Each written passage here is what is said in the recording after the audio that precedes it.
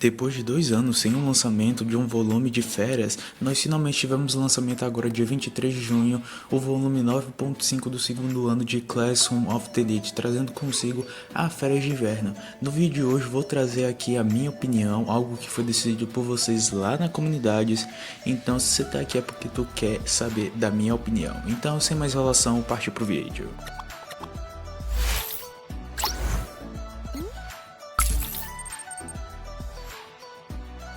E aí pessoas, beleza? Aqui quem tá falando é o Misael do canal Akemi Animes, o canal que mais fala de Clash of the Elite aqui no Brasil. E vamos começar falando sobre o enredo. O enredo dele foi bem simples, sabe? É algo que qualquer escritor conseguiria fazer. Eu não senti todo aquele enredo rebuscado, muito pensado, inovador. Não, ele é até bem simples, é um Slice of Life, um enredo basicamente. Algo que não foge muito do que são os volume 5. Eu acho que quem foge muito aí da regra é o volume 4.5 do segundo ano, que foi o volume anterior de férias que nós tivemos e por muito tempo foi o atual. Ele é bastante calmo, no entanto eu achei ele bem movimentado, não ficava muito preso a pensamentos do Yanokoji ou não acontecia quase nada, sempre estava acontecendo alguma coisa, mas essas coisas que aconteciam eram bem calmos e se deve muito aos diálogos. Os diálogos foram bastante simples dele, não é algo de você quebrar a cabeça tentando pensar, no máximo aquele diálogo entre a Kiryuin e o Yanokoji ali no começo do volume. E falando sobre bons diálogos, temos que falar sobre as interações entre personagens. A Ishinose finalmente voltou a ser a Ishinose popular que nós víamos tanto no começo da obra. Aos poucos a Ishinose está voltando a ser o que era lá antes, tirando a parte do Yandere. Então nós vimos aí muitos alunos querendo tirar foto com ela, mostrando que ela ainda continua popular apesar dos pesares. Nós também tivemos o retorno da Kei e Sato, melhores amigas. Já tinha um tempo que a gente não via as interações das duas como amigas de fato. A gente viu uma interação como rivais, via como colegas, mas melhores amigas a gente não tinha visto. E nós finalmente tivemos aqui a nossa querida Kei Sato tendo um dia de amigas, o que foi bastante legal, as duas conversando sobre temas comumente aí, uma se ajudando a outra. Outra coisa que também foi pra mim aí o ponto de destaque é a classe A. Nós tivemos aí a Kamuro, que apareceu no volume 9, se não me engano, onde tem aquela questão lá do roubo da loja. E vemos que a Kamuro não é tão bruta, ignorante e robótica como a gente imaginava. Outra coisa que também se destaca é o Kitou, que mostra um pouquinho mais do lado humano dele. Quando você olha a cara dele, você pensa que é o Drácula, pensa que o cara é todo serião, mas não.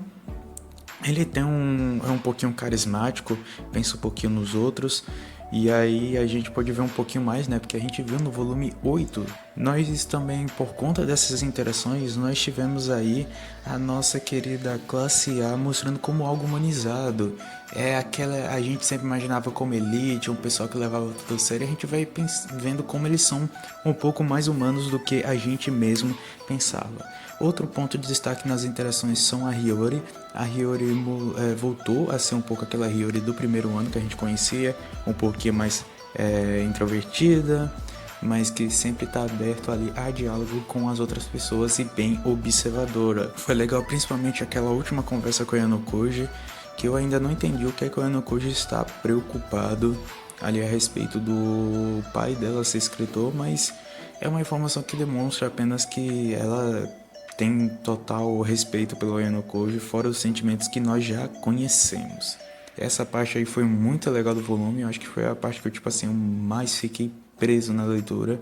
Tá bom que eu sou uma pessoa mais correta pra dizer isso, né, porque sou totalmente riorizado. Classe B, foi legal ver a preocupação dos colegas de classe do Yanokoji, preocupados depois do que aconteceu lá com a Sakura, eles parando para refletir, mas ao mesmo tempo que também pararam para refletir na importância do Yanokoji dentro ali da sua própria sala. Outra coisa que também foi bem legal foi ver o reconhecimento do Sudou, tanto por parte da própria classe quanto das outras classes. O Sudou tem sido mais amigável por conta dos recentes estudos e esforços para poder ali estar no mesmo patamar que a Horikita. Pena que infelizmente, como ele disse, né, vai ser o único azarão, a única pessoa onde a juventude não vai desabrochar tão rapidamente. E nós podemos ver aí novas amizades sendo formadas aí, como o Sudo e o Hirata. E quase que eu ia esquecendo até, né, a Ares humanizada. A gente viu a Ares ajudando um colega de classe ali na escolha de um presente. Algo que seria inimaginável, por exemplo, no primeiro ano ou até nos volumes anteriores. E nós tivemos também a volta das interações entre a Kei e o Ainokoji. E na minha sincera opinião, gostei, tá? Quando as pessoas vi comentando antes do volume lançar, ou até quando lançaram, eu pensei que ele tinha detonado a Kei. Não, mas eles tiveram realmente uma boa relação ali, apesar de toda aquela discussão sobre amor, sobre como ele não sente todas essas coisas pela Kei. Eu ainda acho que tá ok. E acho que, cara, não tem nada demais, nada que não seja novo. Ele tá falando isso há um tempinho. Então não é nada que me surpreenda.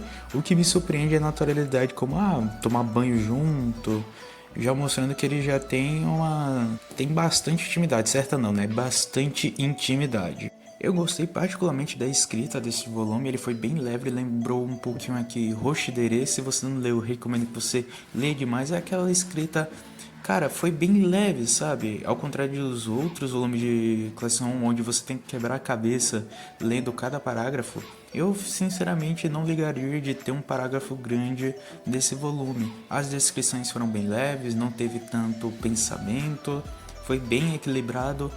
Pensamento e diálogo, não me lembro de nenhum diálogo gigante nesse volume.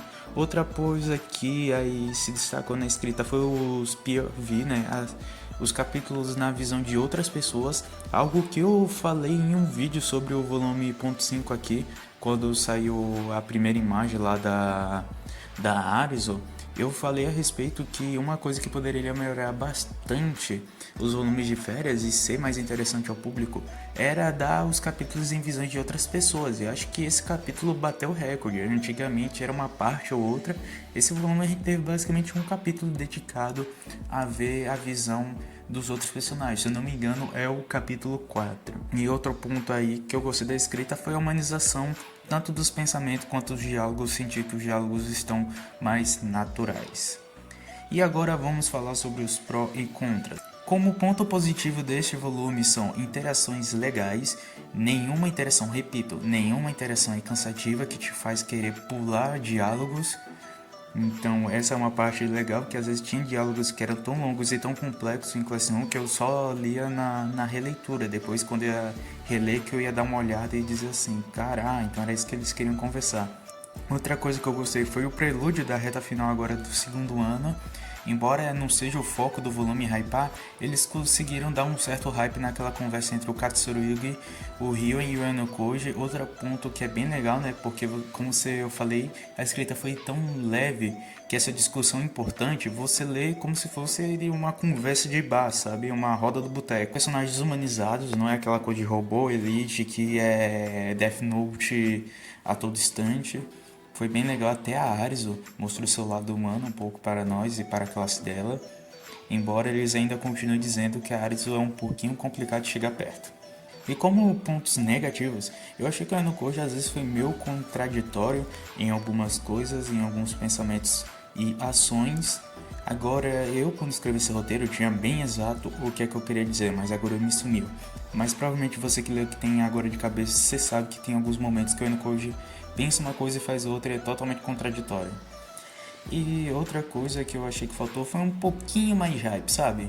Eu senti que aquela conversa foi tão leve que eu não senti muito hype aí pro final do segundo ano.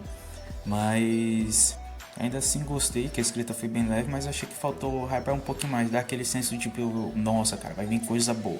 Conclusão aí, minha nota final para este volume vai ser 8, tá? Minha nota final de 0 a 10 é 8. Eu gostei bastante desse volume, eu sei que muita gente detestou, achou muito calmo, mas eu particularmente amei esse volume. Não é meu volume preferido de férias, para mim ele é o segundo melhor volume de férias. O melhor para mim ainda continua sendo 11.5 e acho complicadíssimo de alguém conseguir superar este volume. Outra prova de que o negócio tá bom é que o Kinogaze, como ele fala, ele tá mais feliz, aumentou sua lista de hobbies e, cara, tá sensacional. Discorde, concorde com todo respeito aqui nos comentários. Comente o que você achou dessa análise, o que você tem a acrescentar, o que você tem a retirar. E é isso. Até a próxima. Um abração, fique com Deus e fui.